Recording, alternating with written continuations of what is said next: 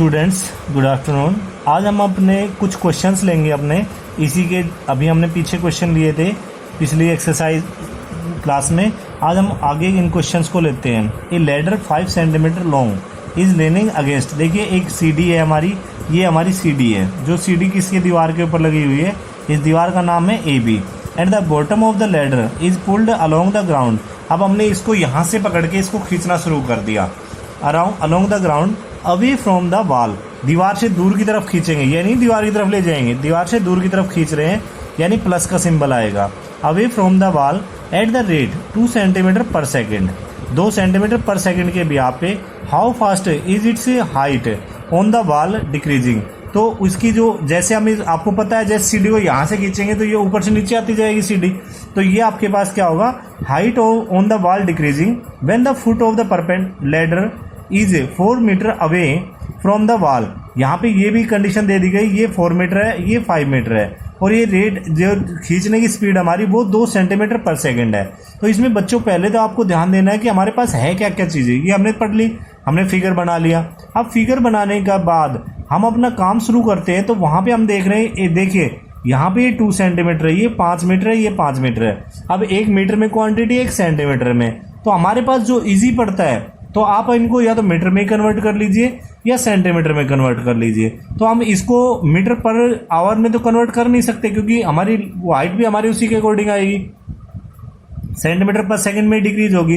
तो अब हम इनको दोनों को सेंटीमीटर में चेंज कर लेते हैं। तो ये हमारे पास सॉल्यूशन जब आप करते हैं कि height of the ladder 5 metre थी, तो ये हमारा 500 मीटर बन गया।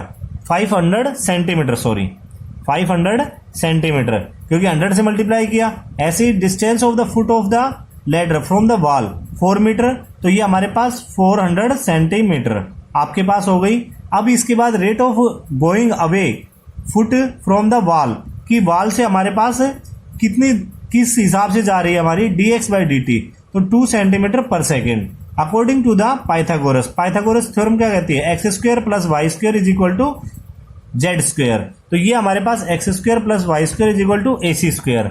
तो x² + y² is equal to 500 का स्क्वायर, तो ये हमारे पास 2,50,000 हो गया हमारा, माइनस x²। अब इससे हमारे पास y की वैल्यू क्या आ जाएगी, y अंडरूट में आ जाएगा।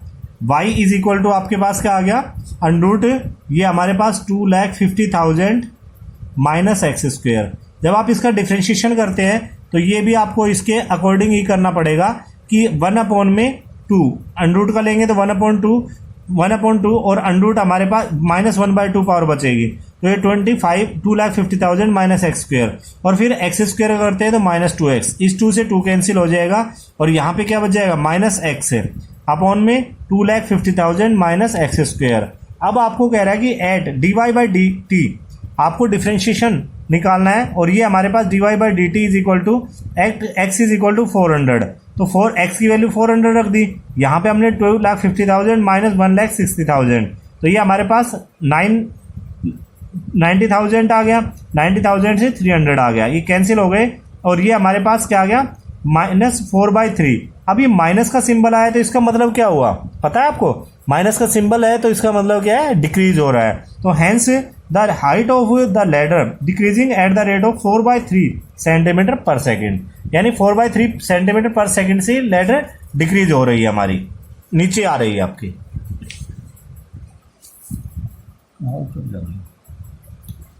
सैंड, अब एक बोरिंग है आपके पास ऊपर से, जैसे ये आपके पास एक पाइप आया, sand is pouring from A pipe of the rate of at the rate of 12 centimetre cube पर सेकेंड। यहाँ से रेत निकल रहा है, रेत भी हो सकता है, पानी भी हो सकता है आपका, 12 सेंटीमीटर क्यूब पर second. The falling sand forms a cone on the ground in such A way that the height of the cone is always 1/6 of the radius of the base, की बेस की radius का 1/6 रहती है हमारी height. ठीक है, कोई दिक्कत नहीं है। How fast is the height of the sand in cone increasing, यानी आपको dh/dt निकालना है। क्या निकालना है आपको, dh/dt, हाइट का निकालना है ना। How fast is the height of the sand cone increasing when the height is 4 centimetre. देखिए आपकी कभी भी आप ऊपर से गिराते हैं कोई चीज सैंड वगैरह या, तो वो हमेशा कोन की शेप ही लेता है आपका। तो कोन की शेप है, तो वहां कोन के लिए आपको कंडीशन दे दी तो वो कंडीशन लगाते हुए तो rate of pouring the sand 12 centimetre cube पर सेकेंड, और ये हमारे पास क्या चेंज हो रहा है, हमारा rate of change of volume, तो ये हमारे पास क्या होगा dV/dt 12 सेंटीमीटर क्यूब पर सेकेंड।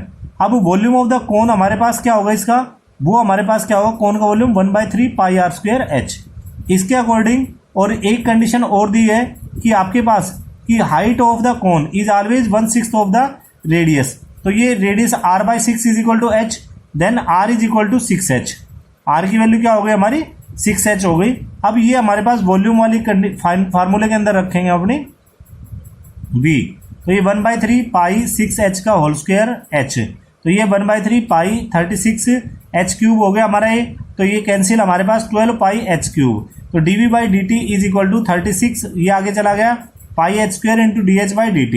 तो अब आप इसको, ये 12 है, ये कैंसिल हो गया 3, तो अब इससे हमारे पास क्या आ जाएगा कि dH/dt at h is equal to 4 1/3 pi, और ये 4 का स्क्वायर करेंगे तो ये हमारे पास 16 आ जाएगा। तो इसमें आप क्या करेंगे कि 1/3 पाई इंटू 16, तो सेंटीमीटर पर सेकेंड, 7/3 इंटू 22 इंटू 16, ये हमारा rate of change of height आ गया। ठीक है जी। अब नेक्स्ट क्वेश्चन आप देखिए, a balloon which always remain spherical. अब ये कंडीशन फिर वही आ गई है कि आपका बैलून हमेशा क्या रहता है, स्फेरिकल रहता है। Has a variable diameter 3/2 into 2x + 1, आपका वेरिएबल डायमीटर यानी डायमीटर चेंज हो रहा है 3/2 into 2x + 1, find the rate of change of its volume with respect to x, कि x के रेस्पेक्ट में आपको इसका rate of change of volume निकालना है। तो बैलून की शेप कैसी है, स्फेरिकल है, और स्फेयर का वॉल्यूम हमारे पास क्या होता है 4/3 πr³, 4/3 πr³। यहाँ पे डायमीटर दे रखा है 3/2 2x + 1, तो रेडियस हमारी क्या होगी, डायमीटर का हाफ होगी, तो ये हमारे पास क्या होगी 3/4 2x + 1। अब ये हमारे पास रेडियस हो गई और ये हमारी आइडेंटिटी हो गई, तो इस आइडेंटिटी में अपनी रेडियस को रखेंगे, तो v is equal to 4/3 pi 3/4 2x + 1 whole cube. तो इससे आप जो value 4/3 pi 3 into 3 into 3 4 into 4 into 4 2x + 1 to the power 3, तो ये हमारा जो कैंसिल होता है कैंसिल कर देंगे, तो 9/16 पाई 2x + 1 टू द पावर 3। अब इसका dV/dt निकाल लेते हैं अपना, तो x के रेस्पेक्ट में कह रहा है ना ये, सॉरी यहाँ पे कह रहा है volume with respect to x, तो यहाँ पे आप क्या निकालोगे dV/dx निकालोगे, तो dV/dx जैसे ही आपने निकाला तो 9/16 तो एज इज रहेगा, और ये हमारा 3 आगे आ जाएगा 3 पाई, और ये 2x + 1 का होल स्क्वायर हो जाएगा।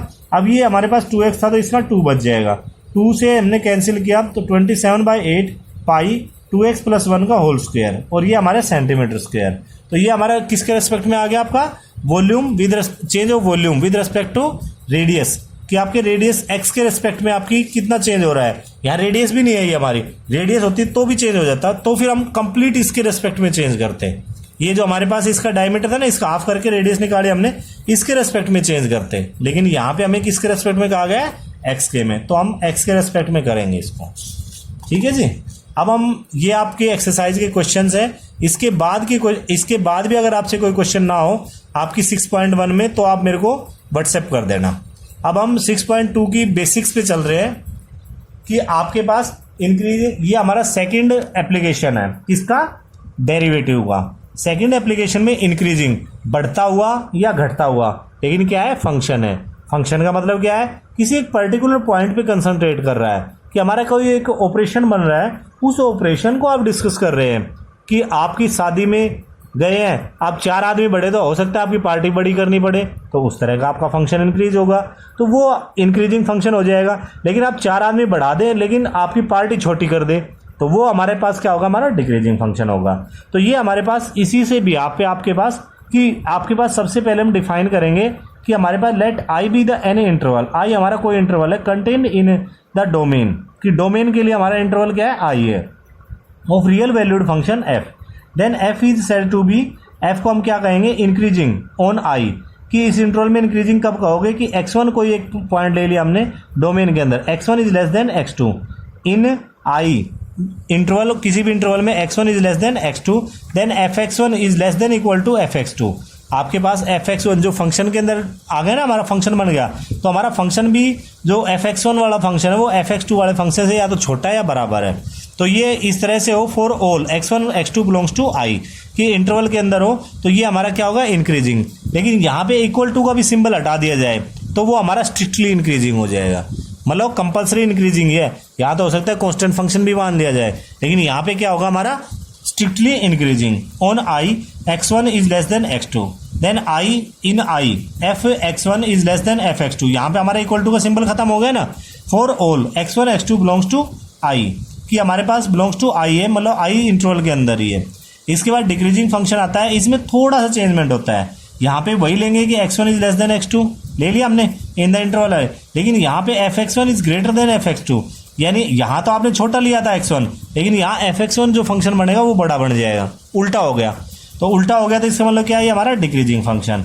लेकिन यहाँ इक्वल टू लगा हुआ है, अगर ये इक्वल टू भी हट जाए कि strictly decreasing function on i, तो यहाँ पे if x1 is less than x2 देन i is equal to f(x1) is greater than f(x2) for all x1 x2 belongs to i कि i इंटरवल से बिलोंग करते हैं।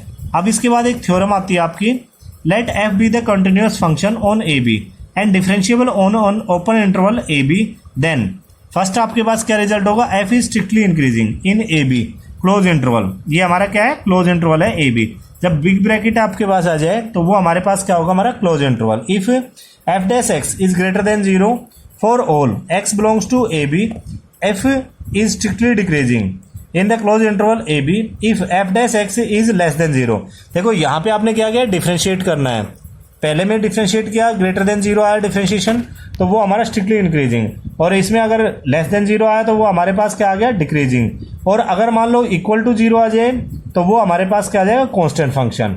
तो आपको फंक्शन के लिए, कंटिन्यूटी के लिए आप इंक्रीजिंग, डिक्रीजिंग और कांस्टेंट फंक्शन, ये तीनों हमें पता लग गए कि अगर मान लो ग्रेटर देन 0 है, ग्रेटर देन 0 वैल्यू है तो स्ट्रिक्टली इंक्रीजिंग, लेस देन 0 है तो डिक्रीजिंग, और इक्वल टू 0 है तो हमारे पास कांस्टेंट फंक्शन।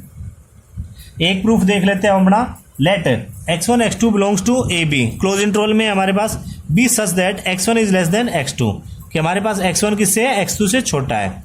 तो then by the mean value theorem, mean value theorem आपने पिछले 5th यूनिट में पढ़ी थी, उसमें क्या था कि हमारे दोनों के बीच में, एक इंटरवल के बीच में, जैसे x1 x2 के बीच में कोई सी पॉइंट है, और उस सी पॉइंट के ऊपर अगर हम डिफ्रेंशिएट करें तो वो हमारे पास क्या होगा कि आपका कि f(x2) minus f(x1) f dash x f dash c x2 minus x1, और आपको पता है कि f(x2) minus f dash c is greater than 0। अगर ग्रेटर देन 0 तो इन केस में ये हमारा बड़ा होगा, और ये बड़ा है तो ये हमारा f(x2) is greater than f(x1).